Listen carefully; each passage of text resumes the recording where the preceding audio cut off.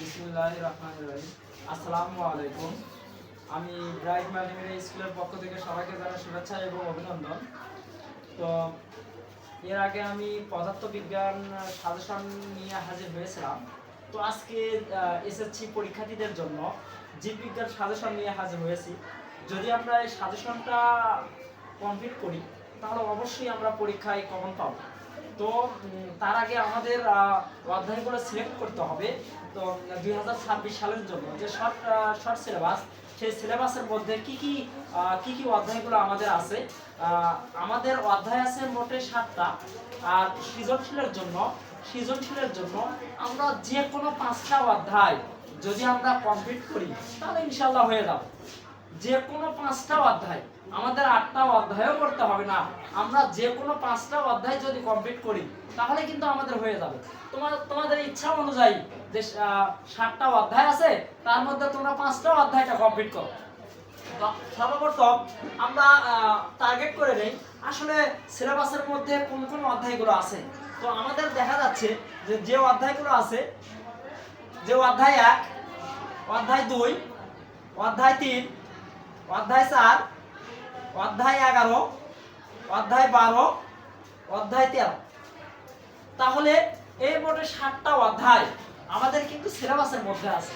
এই 7টা অধ্যায় থেকে আমরা যদি 5টা অধ্যায় কমপ্লিট করি তাহলে ইনশাআল্লাহ আমরা সৃজনশীল অবশ্যই কমন পাবো। তো তাহলে আমরা দেখি 7টা অধ্যায়ের মধ্যে অবশ্যই 5টা কিন্তু কমপ্লিট করতে হবে। হ্যাঁ, যে আমি এখানে 7টা অধ্যায়ই সাজেশন দিচ্ছি, তোমরা ইচ্ছা অনুযায়ী 5টা অধ্যায় নির্বাচন করে তোমরা কমপ্লিট করবা, তাহলে ইনশাআল্লাহ তোমাদের হয়ে যাবে। যে কোনো 5টা অধ্যায়, 7টা অধ্যায় আছে, যে কোনো 5টা অধ্যায় তোমাদের কমপ্লিট করতে হবে। তো তাহলে আমরা দেখি অধ্যায় 1, যে অধ্যায় 1 কোন বোর্ড কোশ্চেনগুলো আমাদের পড়তে হবে।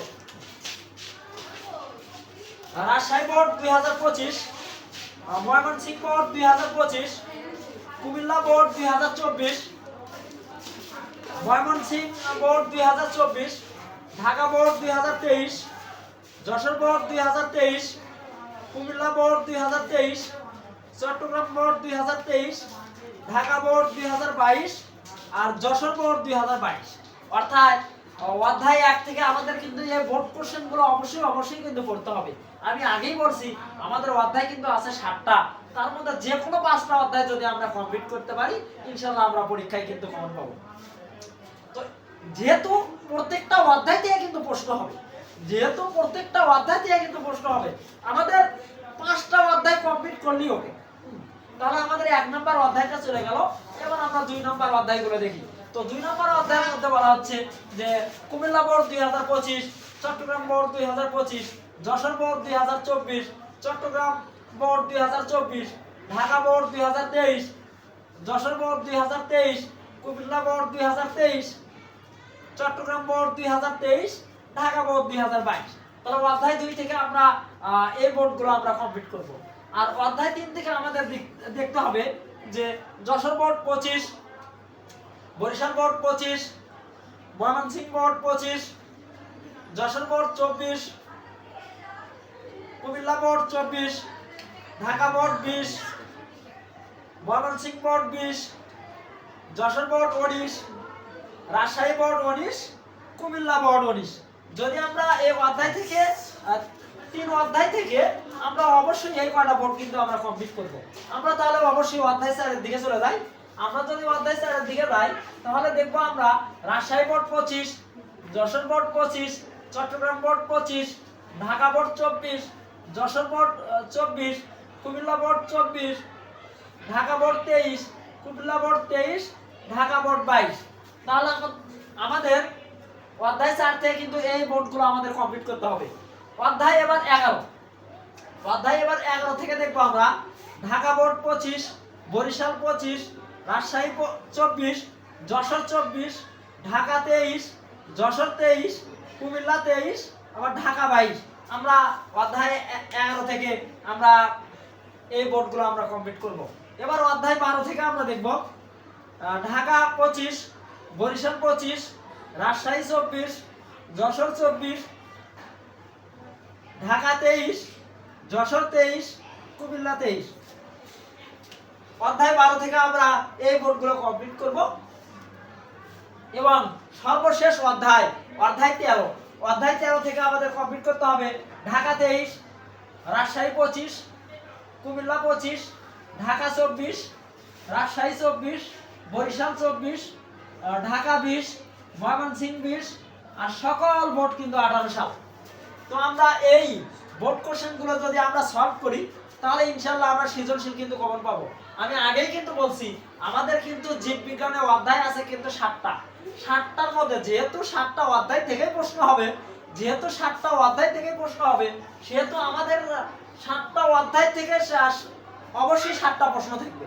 হ্যাঁ, তো আমরা 5টা অধ্যায় যদি আমরা কমপ্লিট করি তাহলে 5টা প্রশ্ন আমরা সৃজনশীল কমন পাবো। তো যে কোনো 5টা অধ্যায় এখানে যে 7টা অধ্যায় দেওয়া আছে যে কোনো 5টা অধ্যায় আমরা কমপ্লিট করব তাহলে সৃজনশীল অবশ্যই আমরা কমন পাবো। এবার আমরা দেখব হচ্ছে সংক্ষিপ্ত।